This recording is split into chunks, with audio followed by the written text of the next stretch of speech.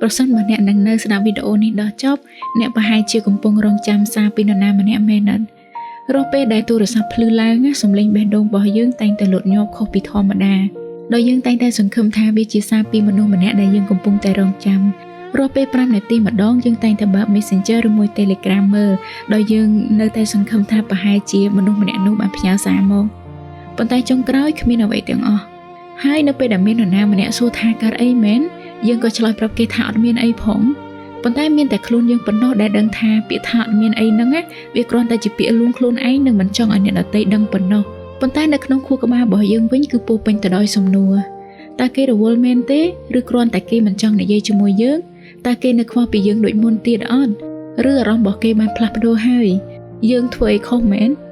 ឬយើងគ្រាន់តែមិនសំខាន់គ្រប់គ្រាន់សម្រាប់គេទៀតទេសំណួរទាំងអស់ហ្នឹងវិលចុះឡើងនៅក្នុងខួរក្បាលរបស់យើងរាល់យប់មាត់ប្រាប់ថាអីទេតែបេះដូងនៅតែរងចាំចម្លើយដែលមិនដឹងថានឹងមកដល់នៅពេលណាអ្វីដែលឈឺចាប់ជាងការមិនបានសារពីគេគឺការមិនដឹងថាហេតុអ្វីបានជាគេស្ងាត់ព្រោះបើគេប្រាប់ថាគេលែងចង់និយាយជាមួយយើងទៀតហើយយ៉ាងហោចណាស់យើងក៏មានចម្លើយប៉ុន្តែការទុកឲ្យយើងនៅជាមួយនឹងភាពស្ងៀមស្ងាត់វាធ្វើឲ្យយើងបង្កើតសំណួររាប់មិនអស់ហើយសួរខ្លួនឯងដដែលតាមពិតទៅពេលខ្លះយើងមិនមែនរងចាំសារពីគេតែមួយមុខនោះទេប៉ុន្តែយើងកំពុងរងចាំអារម្មណ៍ដែលធ្លាប់មានរងចាំការយកចិត្តទុកដាក់ដែលធ្លាប់មានរងចាំមនុស្សម្នាក់ដែលធ្លាប់ឆ្លើយតបយើងភ្លាមដូចថ្ងៃដំបូង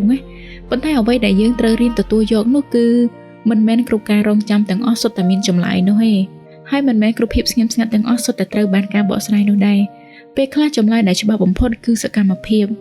បើគេចង់និយាយជាមួយយើងគេនឹងរកពេលនិយាយជាមួយយើងដោយខ្លួនឯងបើគេចង់សួរសុខទុក្ខយើងគេនឹងឆានបើយើងដោយខ្លួនឯងបើគេនឹកយើងគេនឹងធ្វើឲ្យយើងដឹងថាគេកំពុងតែនឹកយើង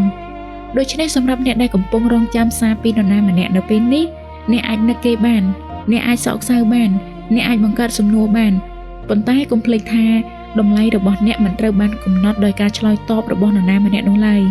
អ្នកមិនមែនជាមនុស្សគ្មានតម្លៃក៏ព្រោះតែគេមិនតបឆានរបស់អ្នកនោះទេអ្នកមិនមែនជាមនុស្សមិនល្អក៏ព្រោះតែគេមិនបានជ្រើសរើសអ្នកនោះដែរហើយថ្ងៃណាមួយអ្នកនឹងឈប់រងចាំសារមួយដែលមិនដែលនឹងមកដល់មិនមែនព្រោះតែអ្នកជប់ខ្វល់នោះទេតែព្រោះអ្នកបានរៀនមេរៀនមួយថាសន្តិភាពនៅក្នុងចិត្តមានតម្លៃជាងការរងចាំចម្លើយពីមនុស្សដែលមិនដែលចង់ឆ្លើយនឹងសំណួររបស់អ្នកទៅទៀត